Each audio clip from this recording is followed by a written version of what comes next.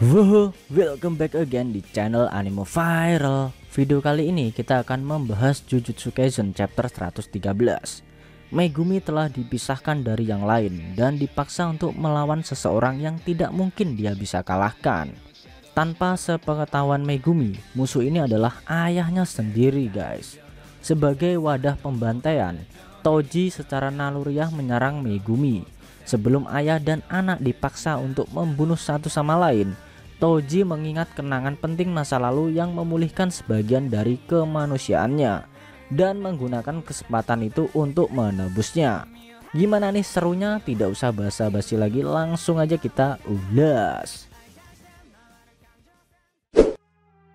Jalanan Shibuya jauh lebih kosong dari sebelumnya berkat usaha Toge Inumaki.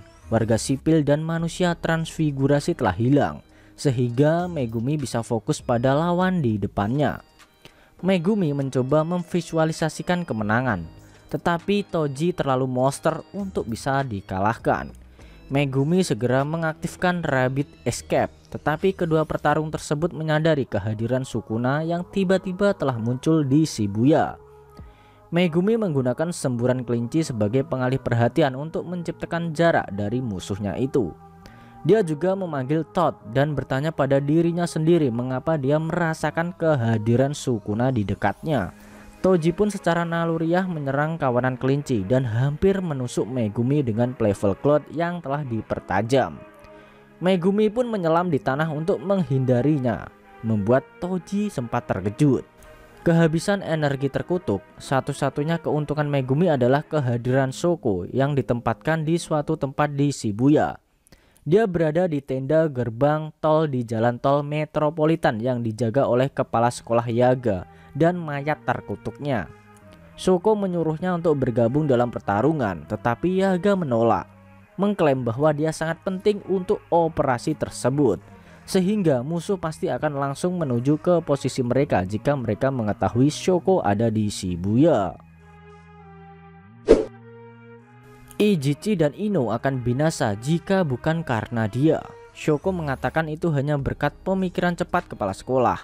Mereka mendirikan stasiun ini sebelum Nanami menghubungi mereka, membebaskannya untuk membantu misi.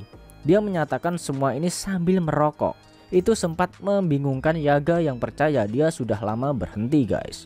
Shoko kemudian mematikan rokoknya itu dan mengungkapkan bahwa dia hanya merasa nostalgia tentang masa-masa bersama muridnya.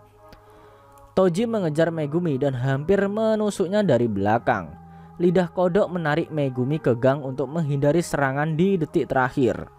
Megumi mengerti bahwa Toji melakukan pekerjaan pendek dengan nilai khusus dan Shikigaminya bukanlah tandingan buatnya. Dia harus fokus mengorbankan tubuhnya daripada Shikigaminya dan memutuskan yang terbaik adalah membatasi cedera apapun pada sesuatu yang bisa ditangani oleh Shoko dengan cepat. Saat Toji berdiri di ujung gang, Megumi menduga bahwa dia harus memprediksi waktu lawannya karena kecepatannya dan memahami bahwa kesalahan waktu pasti akan mengakibatkan kematian. Toji tiba-tiba menyerang Megumi dan hampir menusuknya lagi, tetapi kakinya terendam di dalam bayangan Megumi. Ini membuat lintasan serangan Toji mencegah cedera fatal.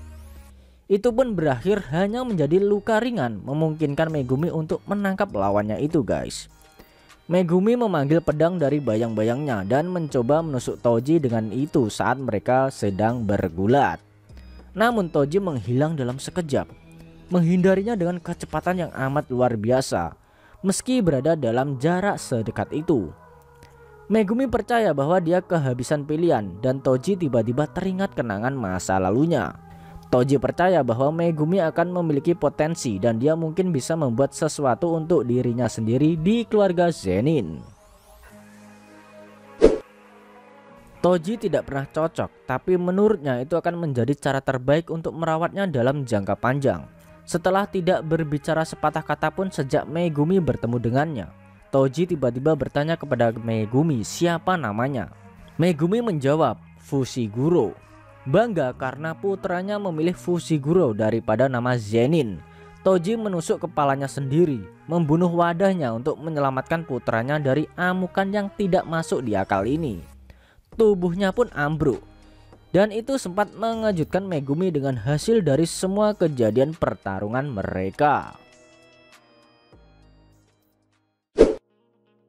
Oke guys, itu tadi cerita komik Jujutsu Kaisen chapter 113, dimana di akhir scene Toji akhirnya tersadar dan membunuh dirinya sendiri demi menyelamatkan putranya.